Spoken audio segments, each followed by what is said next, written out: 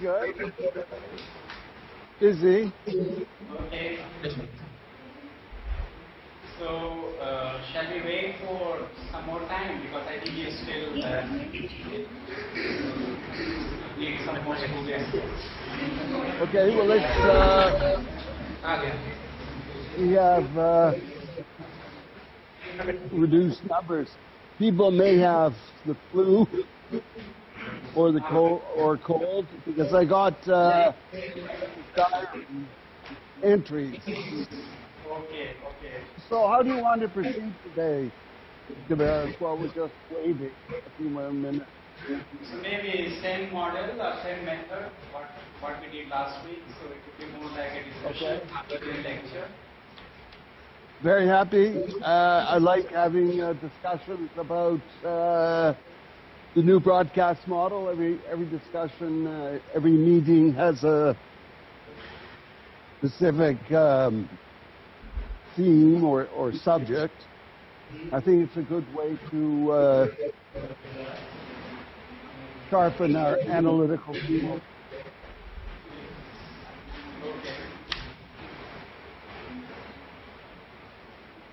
So I'm just waiting. Go ahead. So let me ask this question to begin with. For our Jamia friends, how many of you saw the debate between Trump and Clinton Monday night? We saw the part of it. Parts of the debate. Yeah. So who do you think was the question that the media seems to be focused on? We can take a few minutes to begin with. So who do you think was the winner? What were people looking for? Who do you think was the winner between Trump and Clinton? The obvious winner was certainly Clinton. Yeah, why was that? And again, the way she took on Trump, so she was very calm and she was able to answer most of the questions very confidently. So also some, and many people I think they didn't like because the way Trump was trying to interrupt her every 2 seconds, not every 2 seconds, but almost every minute. Yeah. So. Anyone else? And what do you think about the debate? Well, I think it was a historic debate because it's the first time a racist and a demagogue has run for president. And I think what may be evident, maybe not evident, is you saw his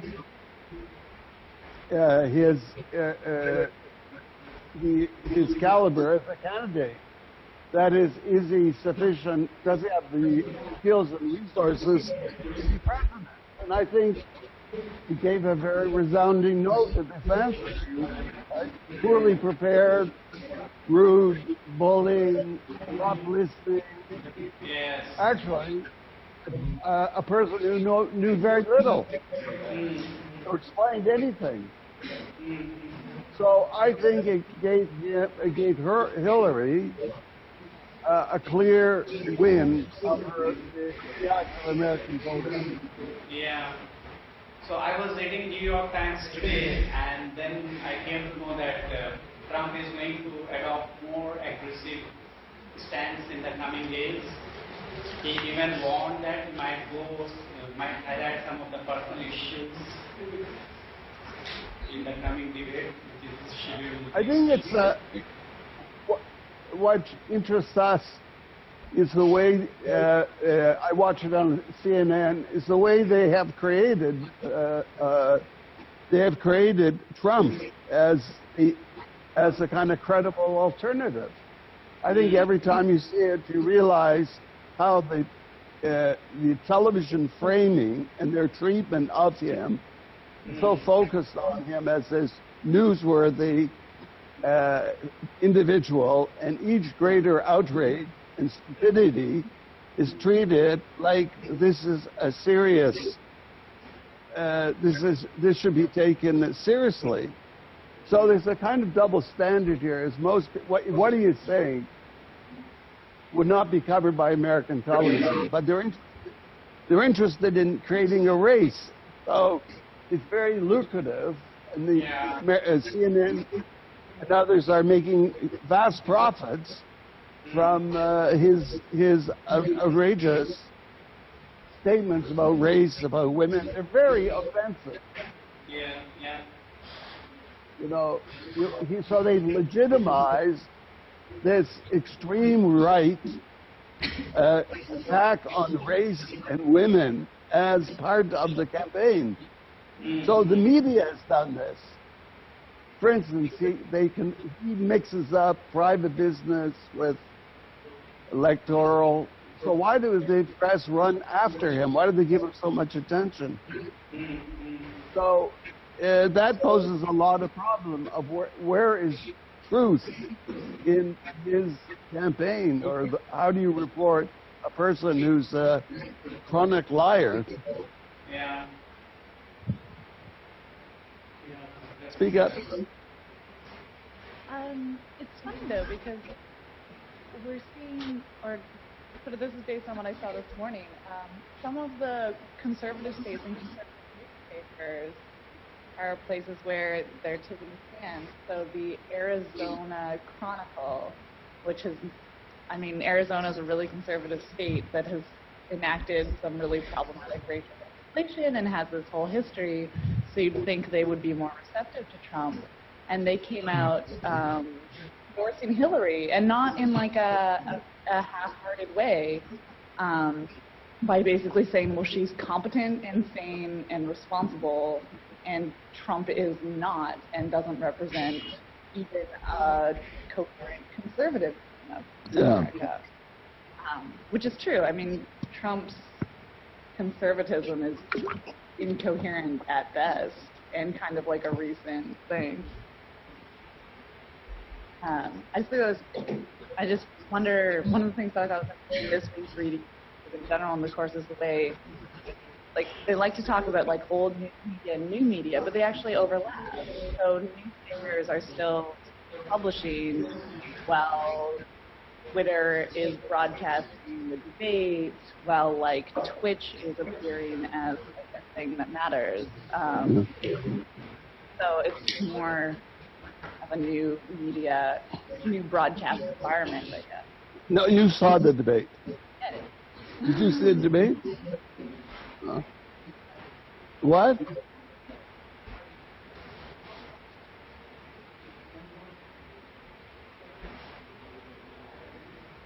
Let's hear from some of people from Jamia about what they thought of the debate. Who do you think was the winner and why?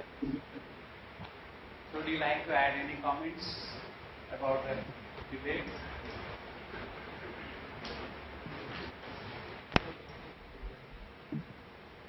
So if Trump, from an Indian... How many saw the debate? I did not see the debate, but I read about it in the newspaper, sir. Yeah. What did you read? Yeah, one of the comments that was up there was that Hillary came up with a lot of experience which she had gained over the years as the Secretary of State and as the various roles that she had, she has done in the country. So this was one particular thing that was being said about her. And on the other hand, Trump was very much, he was not that much decisive, and his approach was not very clear in the sense when the debate was going on. This is one particular thing that I came to know of. So I read this article which was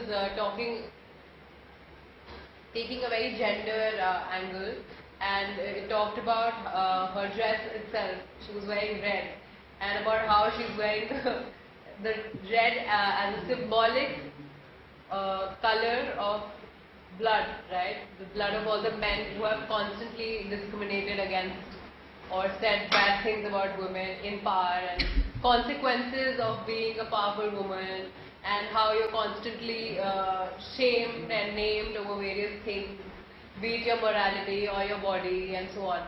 And the other aspect was the audience.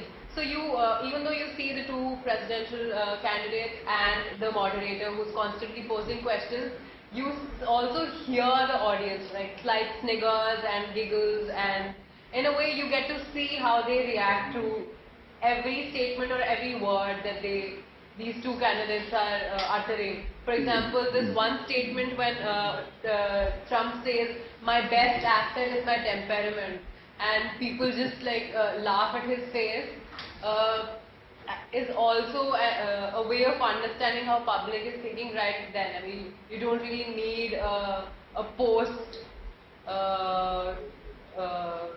talk analysis over how people are thinking in that sense. So, in our studies of media studies, often the idea of framing is a very central concern in our readings. So when you watch the debate, do you think that how the debate is framed by the individual, by the medium of television, becomes a kind of a key part of the outcome? The framing of the debate as a debate format. Yes, of course. And because I mentioned. And the confrontation. Yes, because. Sorry? Yes, and the camera does not really focus on the audiences, but then they have an audience which is supposed to remain silent does not. Like they constantly are present in the frame without being there. Because you only see two people there, and then yet you can make some sort of a conclusion as to where this debate is leading to, or who has more support in that sense. Yeah. So it was quite interesting with the split screen to look at the physical response of each candidate, because clearly Hillary had this rather sometimes smiling, kind of twinkle in her eye, very impassive face, no matter what Donald Trump said. But Trump was like a little boy, like frowning and glaring, and a variety of facial expressions, which I don't think really helped him very much in his presentation. It became a distraction from what he was saying, and it conveyed other messages.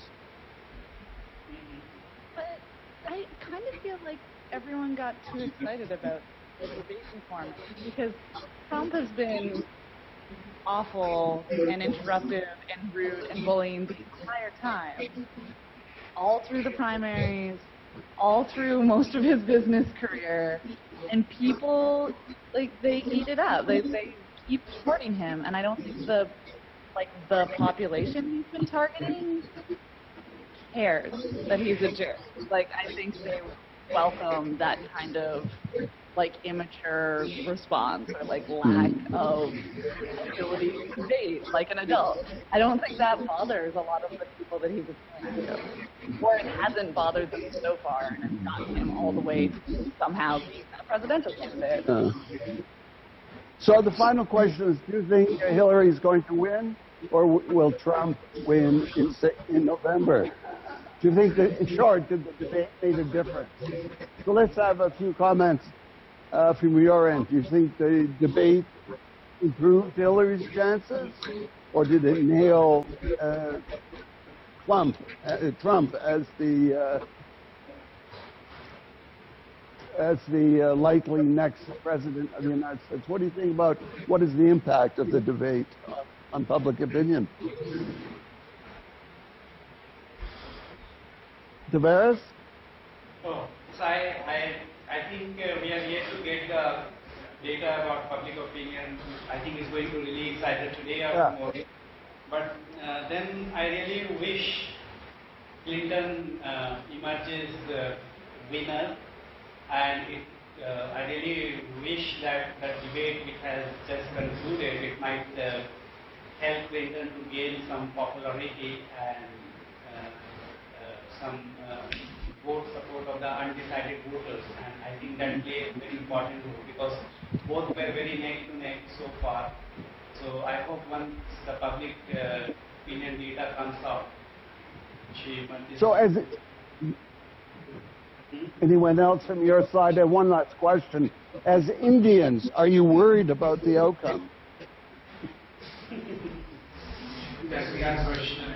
So most of you are now global cosmopolitan citizens. So some of you should be worried about what's happening in American politics.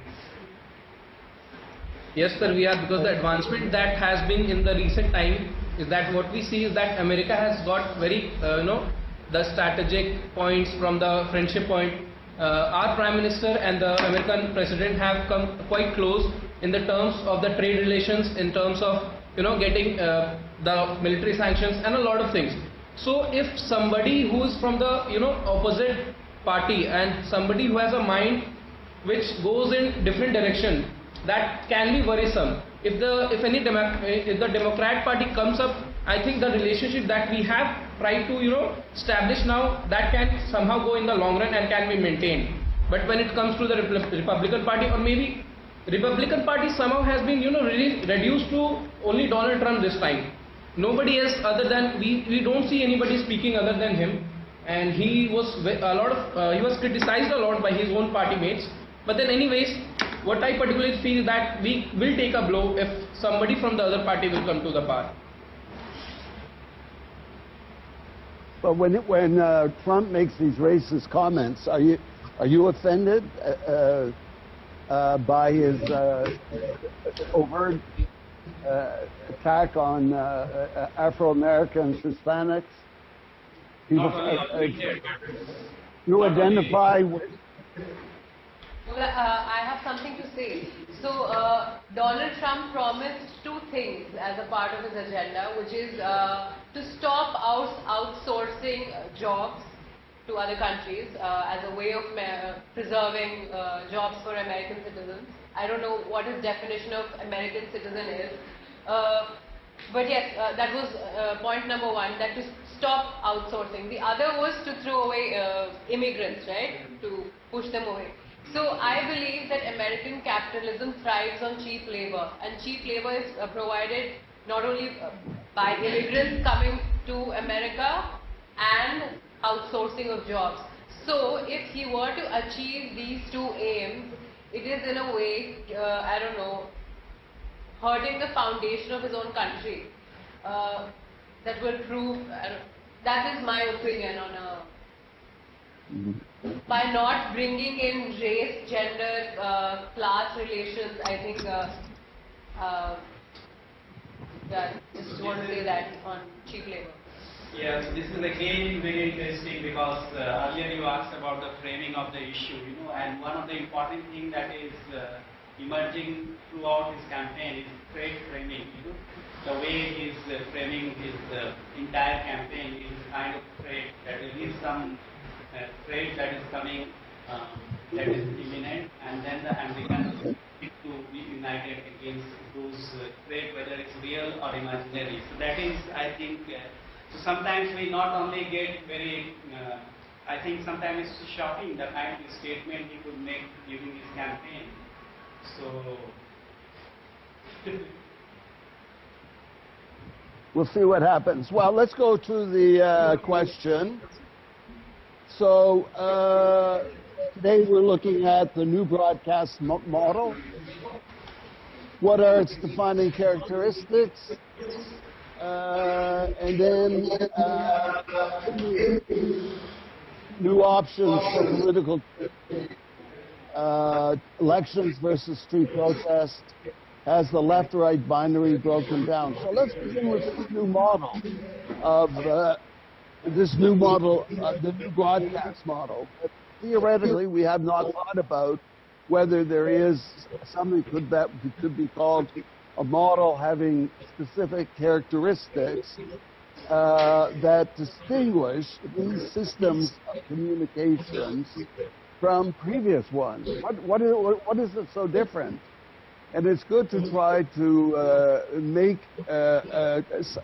to attempt to state more clearly what the new broadcast model is. Because all communication has a broadcast model in it, that is the relationship of how the technology organizes communication, the role of audience, the role of regulators, the accessibility of the new system, active or passive. So, do we think there's a new broadcast model, and what are its characteristics that create this interactive, participatory system of communications on a global level? So let's look at that for a while. Then we can go on to the second part of the new options for political change. These two phenomena taking place: elections versus street protests. What's the interrelation? So, who would like to begin? Guys?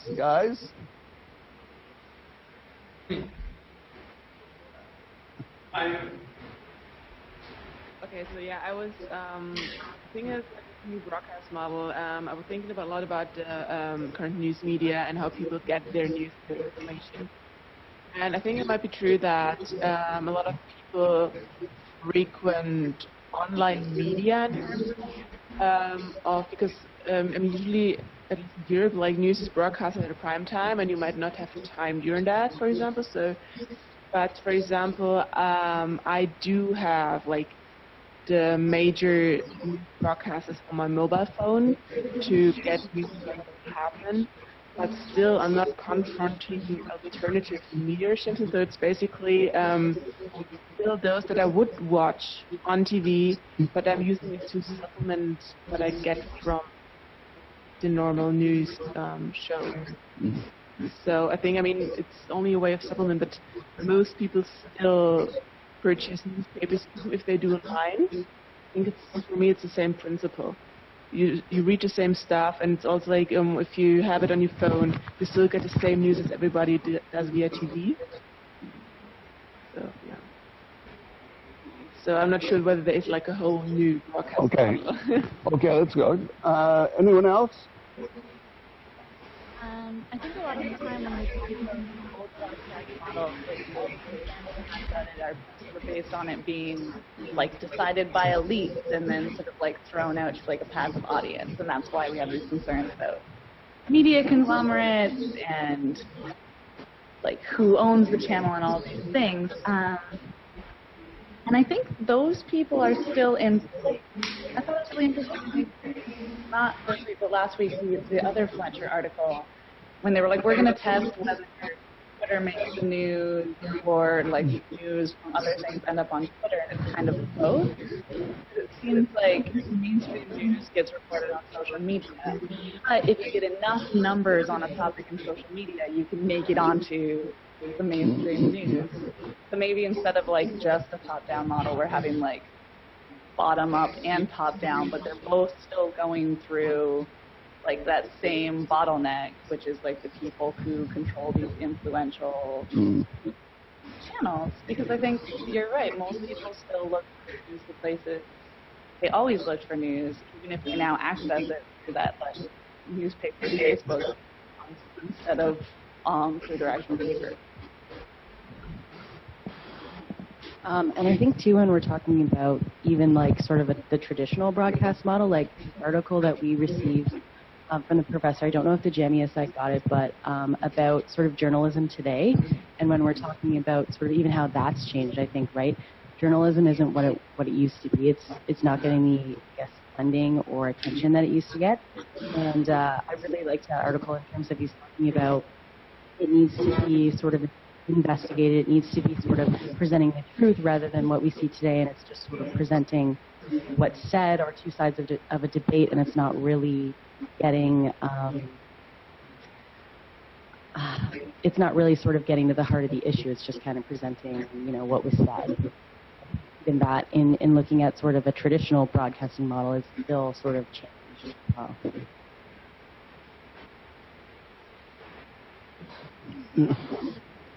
Barris? Yes, so we have also gone through the same readings which your students have gone through. So again, when we are talking about post-broadcast model, so there are certain peculiarities which didn't exist in the broadcast era.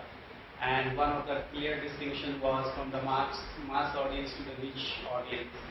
And you have already discussed some of the features of post-broadcast era. So one interesting things that is happening in the post-broadcast era is to look at how the site of conversation and how the it is not only the site of conversation but the flow of information, both are converging. So you don't. So earlier it was clear distinctions. It was just the journalist or the media who will be carrying out the news. But now it is not.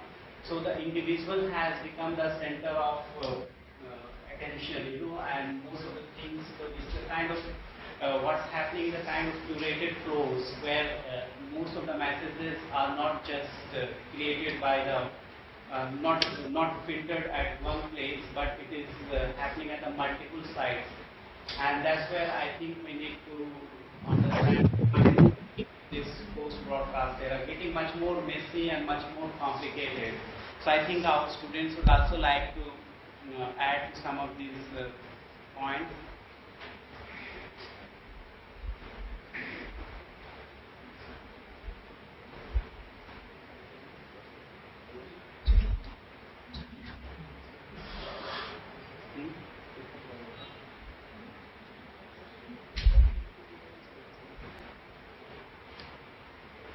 I'm not sure if I'll be answering your question correctly, but broadcast model, I believe, is something that is also culture and context specific. I don't think there can be one overarching broadcast model that we're discussing. However, like when we look at market, especially countries like India, China, and other in the Asia Pacific region, there is a growing leadership. When it comes to newspapers, we have a higher leadership base at this end of the hemisphere. So I'm not sure, and plus we live in an era of convergence where each television, where you can't say that traditional models are the only ones that exist. They exist in a continuum, or rather in parallel with other online models. Like every newspaper or every television channel has a corresponding website, and we live in an era of webcasts and podcasts. So I think there is a model which exists in parallel. There are different. There is a symbiosis of different models. You have a traditional model existing alongside newspapers, alongside their corresponding web versions. So I would like to build that.